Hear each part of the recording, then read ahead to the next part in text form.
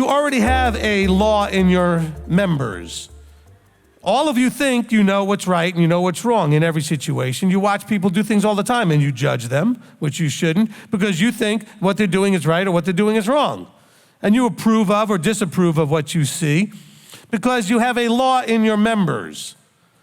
The law that's written by King You, based on how you were raised culturally and your own personal preferences. There are two different laws. Christianity reads Romans and totally does not ever tell you it's talking about two different things. They're trying to come up with some ooey-gooey spiritual thing, and the other thing is that Torah stuff. No, the Torah is not the problem. He's saying the Torah of the Spirit of the life in Messiah Yeshua has set me free from the law of sin and death, which is the one that's the other law in my members in verse 23.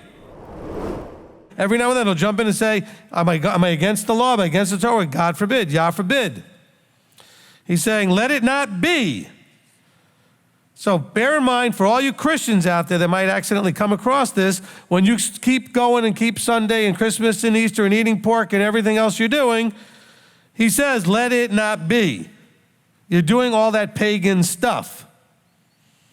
He says, how shall we who died to sin, still live in it? Okay, now we got a more clarity here for all the Christians listening. When did you struggle with your desire to keep the Torah? Never. No, but you did struggle with your fleshly desires, didn't you? See, I think Christianity's big problem is they just won't accept the definition of sin. That's their problem. They don't have a good, clear definition scripturally of sin.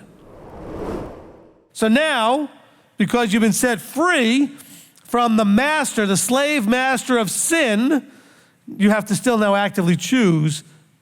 In other words, you only set free to choose. You weren't set free and automatically you're now in the right place, in the right camp. You can still choose to go back. But you've been set free to be able to make a choice. For when we were in the flesh, the passions of sins, which by the law of sin, were working in our members to bear fruit to death, the Torah never led to death.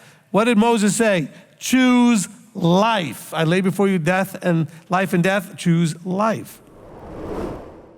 Look, I was never addicted to those things, but I've talked to enough people that quit, and you know what they all did? They quit. They didn't try to quit. You can't try to quit. It doesn't work.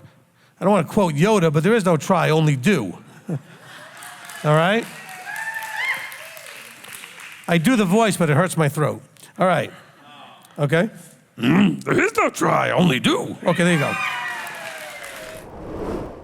Look, I've had some people come to me and say, well, you know, my spouse wants to go in there and they're not really covenanted. I'm like, look, it's not for me to judge. If they're willing to make those commitments and be held to those commitments, that's on them. I warn everybody before we go in the water. Do you understand what you're committing to?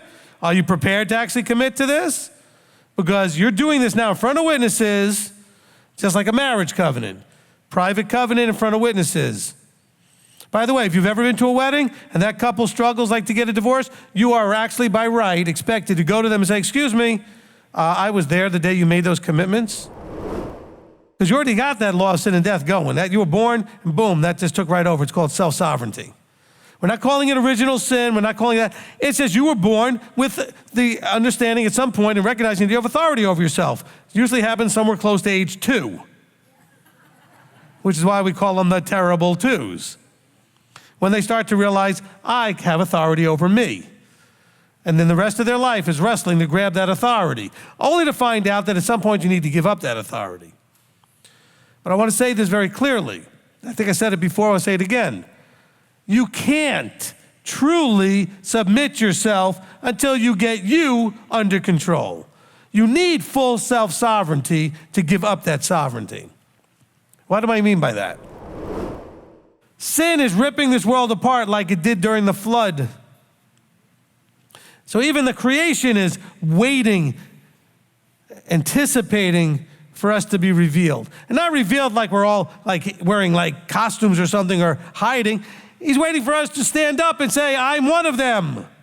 Not like in a big public way. Declare yourself of Yah. Put on your tzitzit. Walk out the Torah. Don't eat the pork. Don't do the Christmas and Easter. Don't do the Sunday. Love your neighbor as yourself. Love him. Put him first in everything. Declare yourself. Joshua said, as for me and my house, we're going to serve Yahweh.